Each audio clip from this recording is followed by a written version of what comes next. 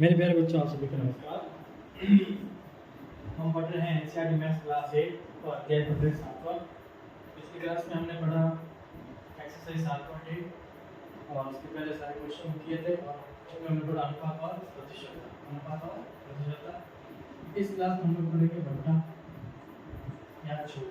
बट्टा या छूट, और जिसको इंग्लिश में क्या पढ़ेंगे, डिस्काउंट। इंग्लिश में क्या पढ़ेंगे, डिस्काउंट। यानी कि कोई भी सामान हमने खरीदा, उस पर हमें कितना % का डिस्काउंट मिला और उसके बाद हमने उसका सामान पे क्या मूल्य दिया, तो मूल्य बताया यहाँ पे बट्टा का। मान लीजिए किसी भी वस्तु में मान लीजिए एमआरपी 1000 रुपये है, एमआरपी कितना है 1000 रुपये, और वो कह रहे हैं कि उस पर अगर हमने डिस्काउंट दिया है, वो दिया 20% क्या दे दिया डिस्काउंट। तो उस वस्तु को हमने खरीदा कितने में, ठीक है, हमने उस वस्तु को खरीदा कितने में, क्रय मूल्य हमारा क्या होगा, क्रय मूल्य हमने उस वस्तु को कितने में खरीदा, या सेलिंग प्राइस विक्रय मूल्य दुकानदार ने हमें कितने में बेचा। क्रय मूल्य मतलब कॉस्ट प्राइस सीपी, क्रय मूल्य विक्रय मूल्य मतलब एसपी, विक्रय मूल्य एसपी, सेलिंग प्राइस। जब 1000 का 20% कितना होगा, कि 1000 का 20% होता है 200, 1000 का 20% कितना होता है 200 रुपये। तो 200 का डिस्काउंट देगा तो उस वस्तु को हमने कितने खरीदा 800 में, और दुकानदार हमको कितने बेचा 800 में, ठीक है।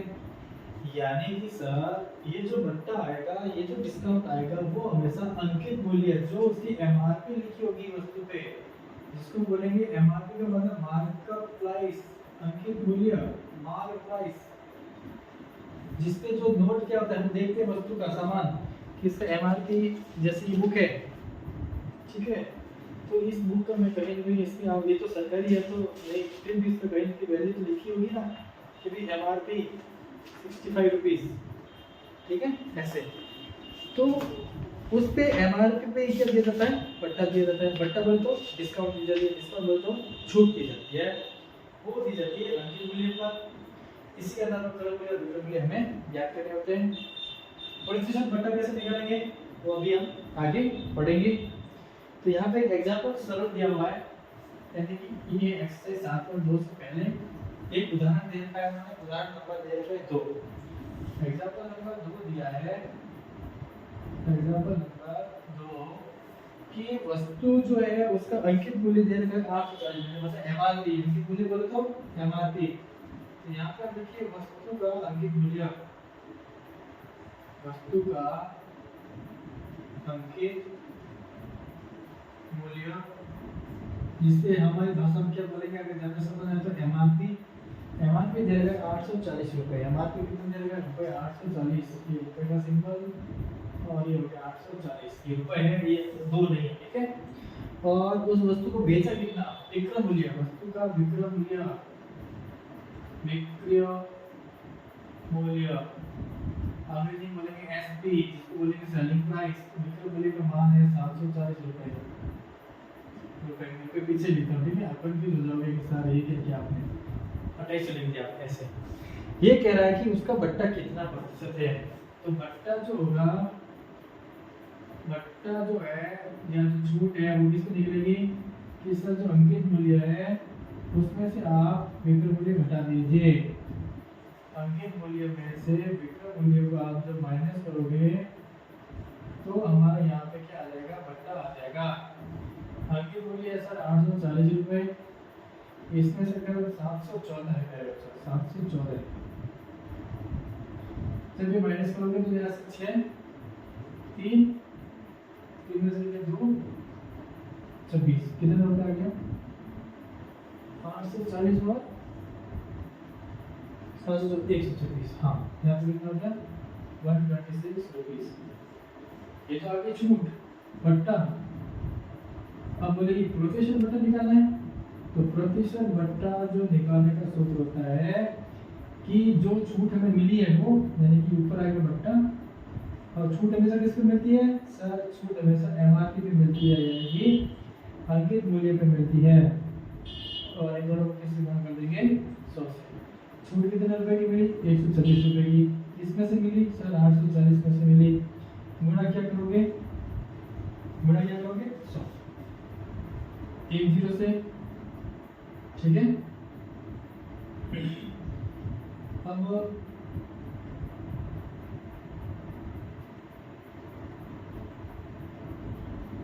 कट करना है इसको, तो 6 में लगाओ 14, 6 दो वाला 124, 7 2 14, 7 या 21, 2 1 2 2 5 10, 5 6 15, 5 3 निकालने 15%, यानी कि डिस्काउंट हमें मिला, जो हमें छूट मिली वो कितना परसेंट मिली, प्रोविजन बट्टा जो हमारा यहाँ पे आया वो आया आपका यहाँ पे 15% हमें यहाँ पे छूट मिल गई हमारी वस्तु पे। यानी कि हम सामान लेने गए दुकान पे, दुकानदार ने बोला कि भाई 840 रुपए की वस्तु है, उसको मैं आपको 15% ये छूट दूंगा। तो हम क्या करते हैं यहाँ पे कि सर जो 840 है इसका हम लोग यहाँ पे कितना निकालते, 15% पहले यहाँ से हम लोग निकाल देते, ठीक है। 15 4 7 6 15 आपका 120 और 6 126 बटन कितना है 10, तो यहाँ से हमें कितना माइनस हो गया 126, ये रहा 126, राइट। तो क्लास को आगे बढ़ाते हुए अब हम बोलेंगे एग्जांपल नंबर 2, एग्जांपल नंबर 2 में क्या अभी आगे कर रहे हैं एग्जांपल नंबर 3, हम पढ़ रहे हैं बट्टा, तो हम लोग पढ़ रहे हैं एग्जांपल नंबर 3, एग्जांपल नंबर 3 जिसमें लिखा हुआ है कि एक फ्रॉक का जो अंकित मूल्य है उसपे सूची प्राइस लिखा 220 रुपए, फ्रॉक का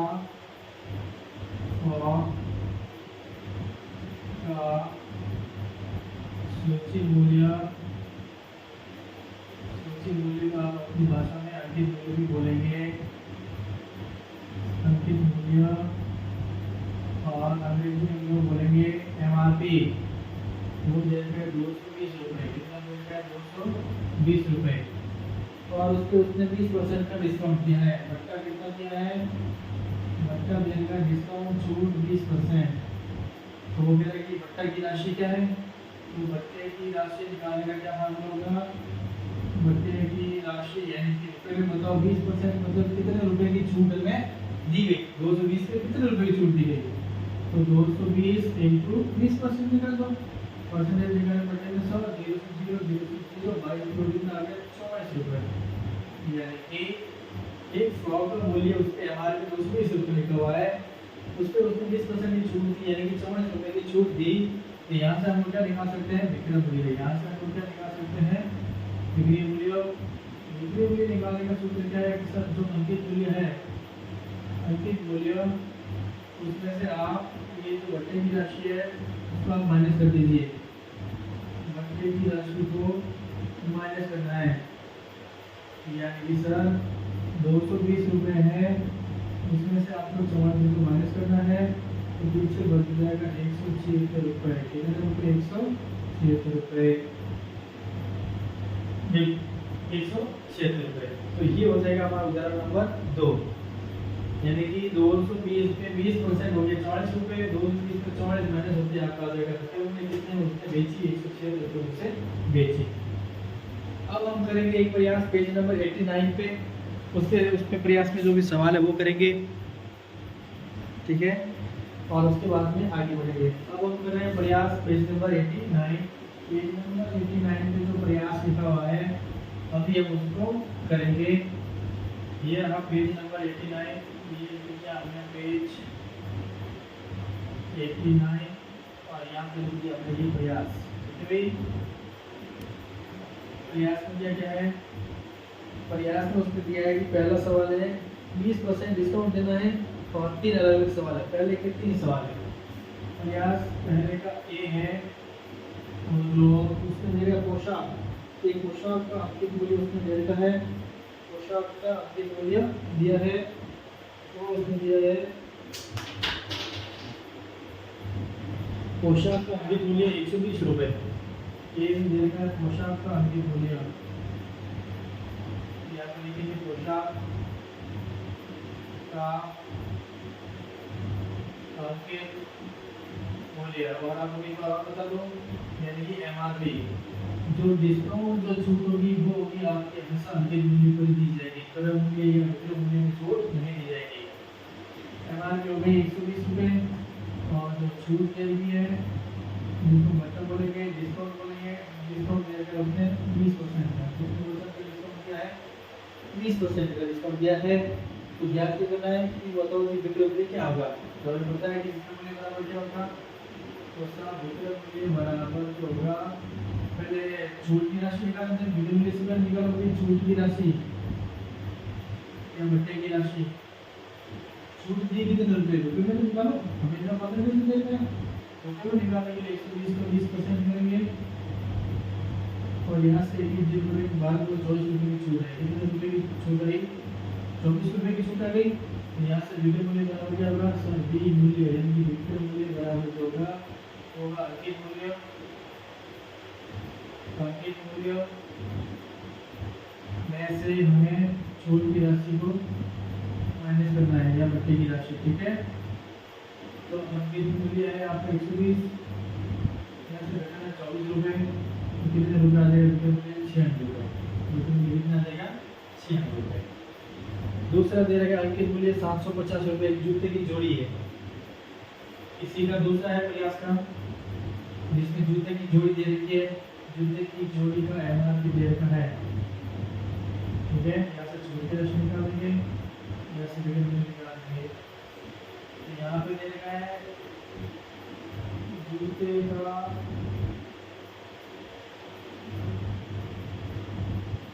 जूते की जोड़ी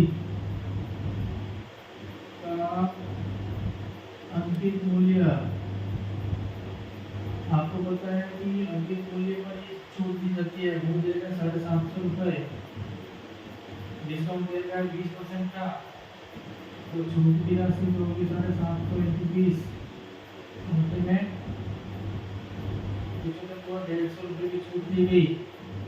तो बताओ विक्रय मूल्य बराबर 750 माइनस 150 बराबर हो जाएगा 600 रुपये। यानी कि हम जो जूता लेने जाएंगे वो जूते की एमआरपी 20% की छूट दी, तो हमारे पास आया 600 रुपये का विक्रय मूल्य रहेगी। उस वस्तु का हम 600 रुपये देंगे और दुकानदार वो वस्तु में 20% छूट के साथ 600 रुपये में बेचेगा।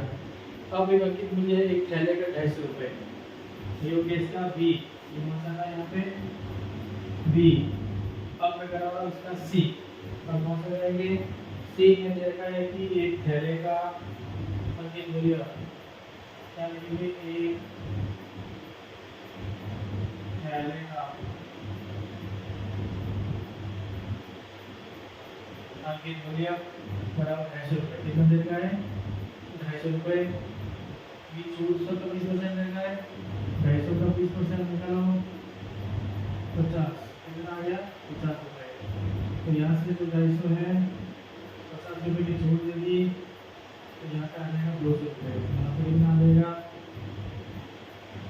यानी कि बैग का अंकित मूल्य 250 रुपये था, उस पर हमें 20% की छूट दे दी, तो छूट की राशि यहाँ से 250 का 20% निकालेंगे तो हो 50 रुपये। 50 रुपये जब 250 में से माइनस करेंगे तो विक्रय मूल्य आ जाएगा 200 रुपये। यानी कि 3 बैग है वो हमें 200 रुपये में हमें मिला, दुकानदार ने 200 बेचा और हमें खरीदा, तो विक्रय मूल्य बराबर है 200 रुपये। इस प्रकार ये हमारा प्रयास यहाँ पे पहला पूरा हुआ। जो प्रयास था पेज नंबर 89 पे, वो यहाँ पे पूरा हुआ। अब आगे जो है उसको आप थोड़ा ध्यान से नोट करिए। ठीक है, अब हम पढ़ेंगे एग्जाम्पल नंबर 4, उदाहरण नंबर 4 पढ़ेंगे। हम पढ़ते हैं एग्जाम्पल नंबर 4 का।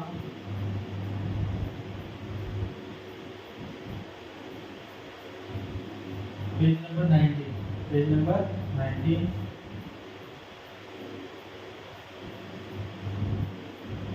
ठीक है, उसमें दे रखा है कि एक जो इसके शेयर होल्डर इसके उसका वैल्यू है 450 रुपये, 5% अगर उसमें टैक्स और जोड़ दिया जाए तो टैक्स के बाद में उसकी क्या राशि होगी। होल्डर इस टैक्स की जो अंकित मूल्य है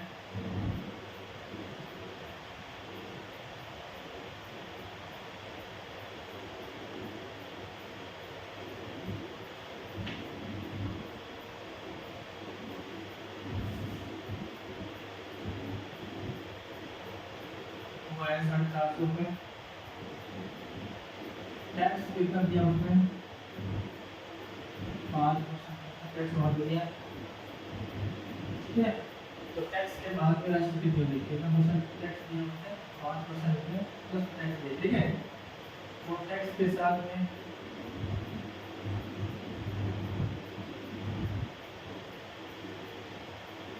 इस टैक्स का मूल्य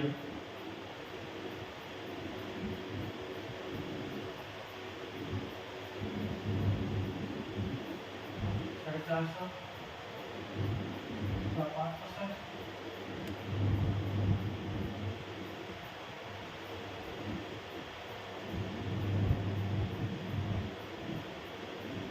बराबर 22.5 रुपये टैक्स दिया और 3 रुपये पहले 450 और 22.5 जोड़ देंगे तो हो जाएगा 472.5 रुपये, यानी टैक्स के साथ उसकी कीमत कितनी हो जाएगी 472.5 रुपये टैक्स के साथ में।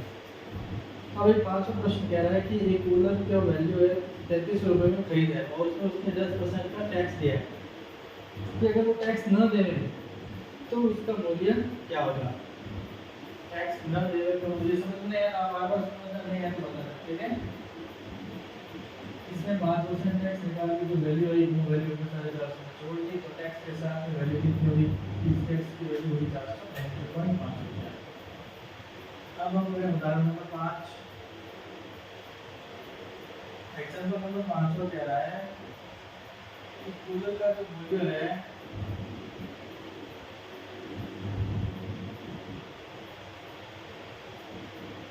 वो है 3300 रुपये। कितना रुपया, 3300 रुपये। और उसमें जो टैक्स दिया है उसमें 10%। तो टैक्स के बिना कूलर की वैल्यू क्या होगी, अगर टैक्स न दे 10% तो कूलर का भाव क्या होगा, टैक्स 10% तो कितना हो गया 100 + 10 कितना हो जाएगा 110%, कितना हो जाएगा 110%। तो ये टैक्स कितना होता है अपने आप में, अगर 10% वैट होता है कि यानी कि अगर वैट का मूल्य अगर 100 रुपये है, अगर वैट का है वैट भी टैक्स है उसको अगर 100 माने तो 10% का मतलब हो गया 110 रुपये, कितना हो गया 110 रुपये। तो बिना वैट के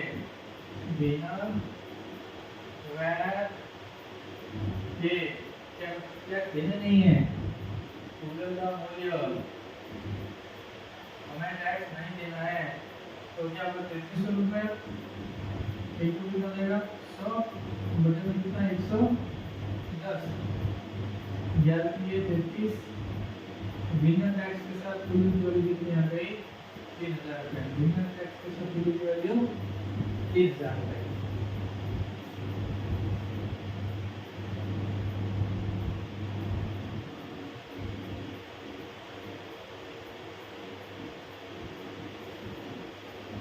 और अगर इसमें 10% टैक्स जोड़ दें 3000 में 10% टैक्स अगर हम जोड़े तो कितना रुपये हमारा टैक्स बना 300 रुपये, और 300 रुपये में 3000 जोड़ेंगे कितना रुपये हो जाएगा 3300 रुपये, कितना रुपये हो जाएगा 3300 रुपये, 3300 रुपये हमने टैक्स दिया है उसमें से हमने 10% टैक्स हमारा माइनस कर दिया तो आ गया 3। और मेरे एग्जांपल नंबर 6 कि सलीम ने एक वस्तु 784 मिली थी 12% जीएसटी दे रहा है, यानी कि वही हो जाएगा 112%। सलीम ने क्या खरीदी, उदाहरण नंबर है हमारा 6, सलीम खरीदी एक वस्तु 784 रुपये में, यहाँ पर नंबर है 6, वस्तु का मूल्य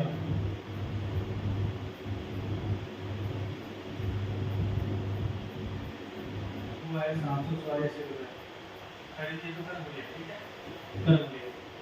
और जीएसटी कितना दिया उसने उस पर, जीएसटी दिया है प्लस में 12%, कितना परसेंट 12%। और अगर जीएसटी 100 है तो कितनी हो जाएगी 100 + 12 बराबर 112 रुपये, कितना रुपये टैक्स हो जाएगा 112 रुपये की जीएसटी हो जाएगी, ठीक है।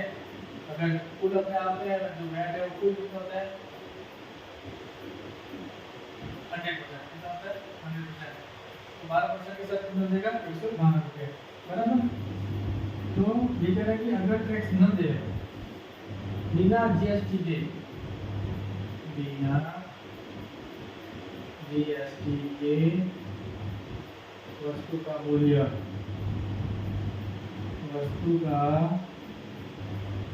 बराबर 724 रुपये तो नहीं, परसेंटेज 200 बटा 112 184 यानी कितने भागे 700 रुपया, यानी कि अगर आप टैक्स नहीं देंगे, अगर आप जीएसटी नहीं भरेंगे तो उसकी वैल्यू आएगी 700 रुपये। 700 रुपये के साथ में हमारे यहाँ पे उस वस्तु का मूल्य हो जाएगा। ठीक है, यानी कि वस्तु का जो प्रारंभिक मूल्य है वो हो जाएगा 700 रुपये। ये वस्तु का खरीद दिया तो वस्तु का कम हो गया। ठीक है, मूल्य वस्तु का कम हो गया, वस्तु कैसा मूल्य है तो ये मूल्य खरीद जाती है।